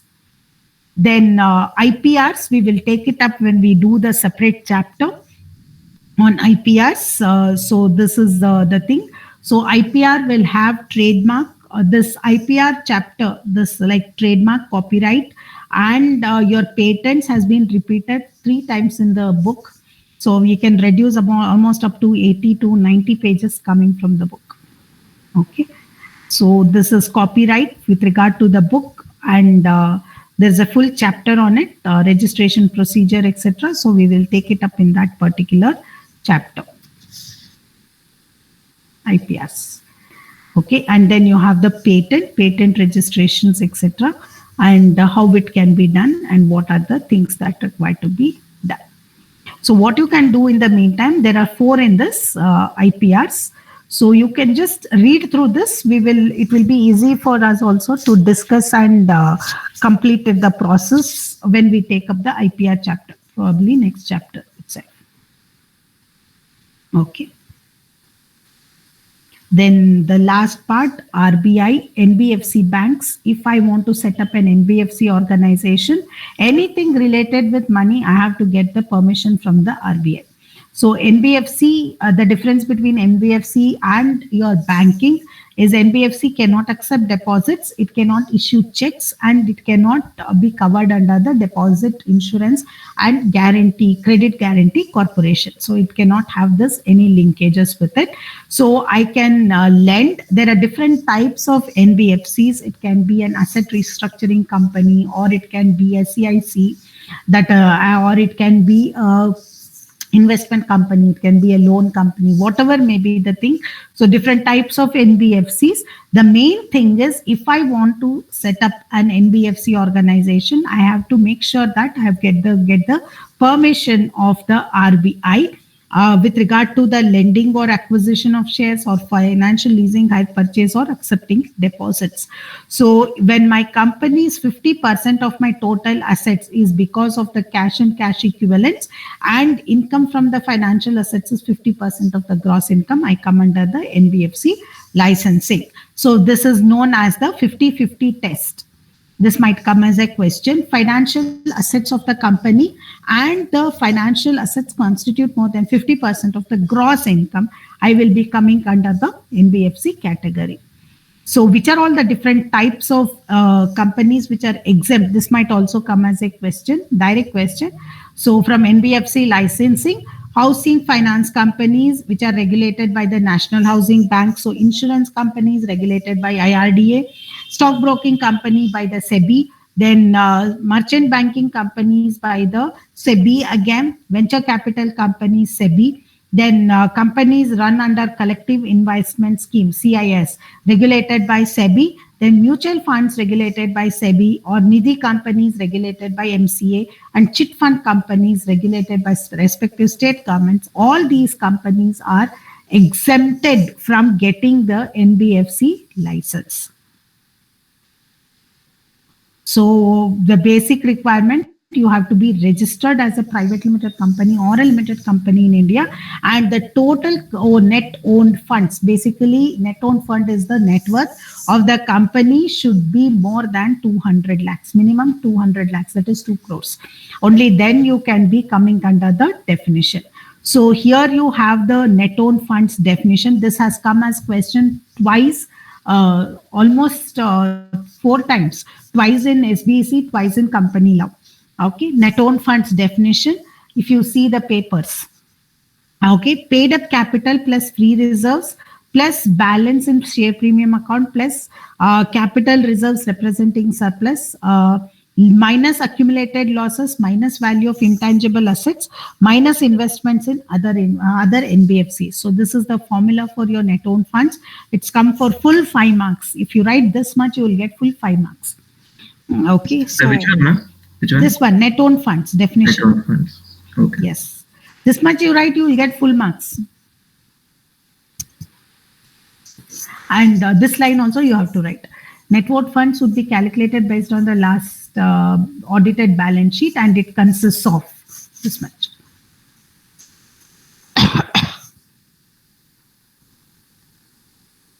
Okay.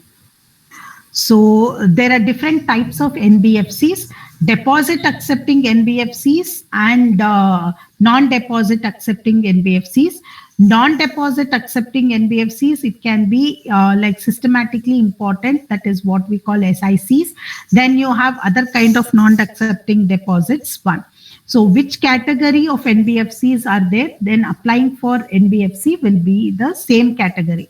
So because it's a company which is applying for NBFC, so you will have to give the SIN number, all the details. 3 things what is there. One is the ID proof, one is the address proof, one is the activity proof what we have.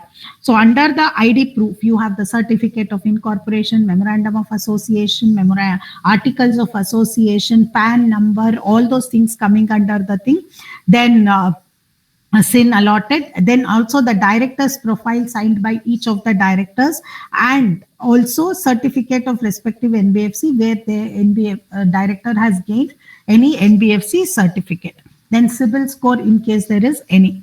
Then next coming to the activity proof, financial statements of the company for how many years it has been in existence. Then since the decision is required, board resolution of the company saying that it wants to get the license from the NBFC. Then also certified copy of the resolutions for fair practices that the company is not the thing.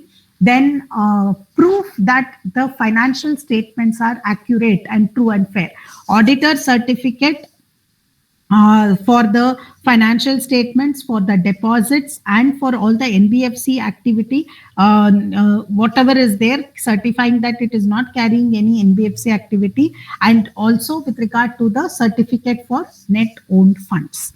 Okay, and the share certificate, the shareholding pattern also who are all the major holders of shares, who are all the major shareholders, and also any deposits has been accepted, who has got the deposits, how much has been taken by each one of them, all those things, details you will be mentioning here. So this is with regard to NBFC. The next one is banking. If I want to set up a banking setup, it will again be regulated by the RBI under the Banking Regulation Act of 1949. So for all the purposes, if I am having a Banking Regulation Act, so my total minimum paid up capital will be more than 500 crores for universal banks and 200 crores for small finance bank. Only then I can set up the banks, whatever is there. So this is with regard to the banks. Then in IRDA, regulation authority. So you have the insurance regulation authority. The same thing with regard to insurance company, the insurance regulatory and development authority of India should give the prior permission. Correct. Absolutely. So till then we did not have any issues, but now you have to get the permission and registration licensing from this authority. Only then we can be going ahead with insurance companies. We cannot set up. So who cannot apply? This will be important under the circumstances. So registration, if it is rejected, all those things. So these are the applications who cannot apply for the insurance registrations. Procedure for registration: make an application asking for registration in Form R1, application for grant of registration of certificate in R2, and the authority will grant you the certificate in R3. So these are the documents which are required to be furnished for registrations.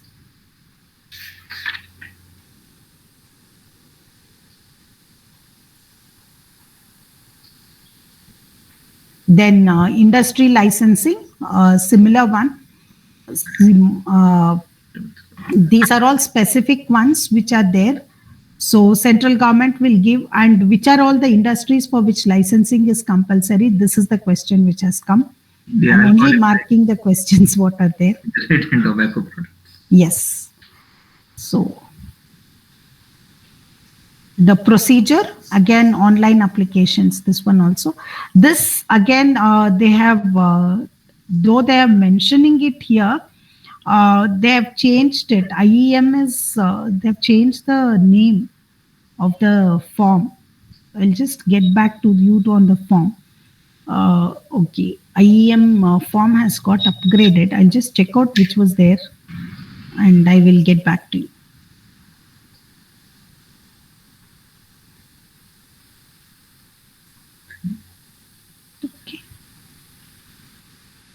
Startup, it's there in part A, so we will discuss that when we are doing the incorporation. There is not much of a change with regard to the startup. So the things have only been liberal with regard to it.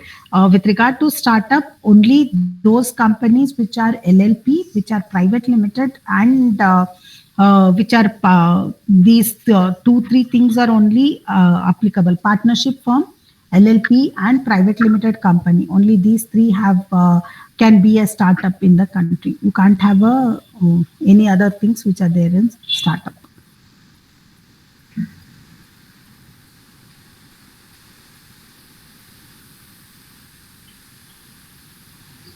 So the Startup India initiative, many times, again, this part also has been repeated twice in this study material. So almost in another 10 pages, you can bring it out. Okay. So this is with regard to the chapter. So next chapter 13, we have done many parts of this chapter which I have not touched. They are separate chapters. We will be touching it in 14, 15, and 16. So that's why I've skipped a part of it. So because there they have given the same thing in a little more detail. So we will take it up there. So we will, any doubts, anything, you please, you can post it in the message and ma'am, in the study material, ma'am. The question is there, ma'am. What is IE code means? Import export.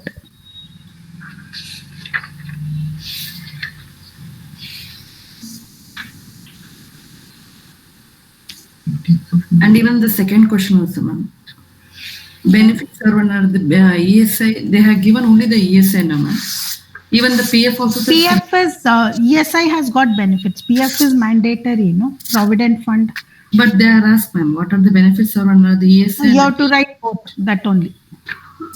So only, yeah, if an organization is registered, what are the benefits? So they don't, because this question I remember because when I was going through the paper, at that time many students asked what to write for this, because it's not mentioned in the material. So at that time, whatever is there for ESI, PF, you can write and you write the answer. You will get marks.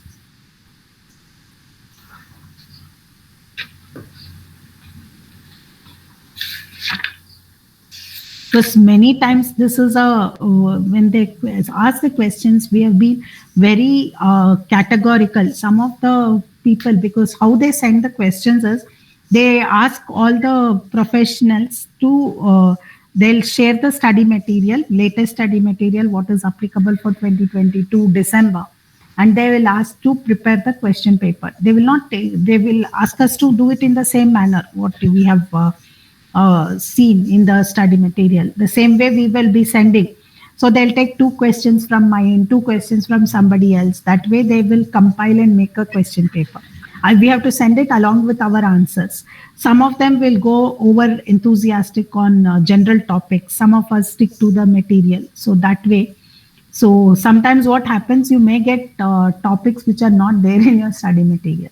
But at such times, they will give you the marks. Don't worry. If it's not there in the study material, you will get the marks.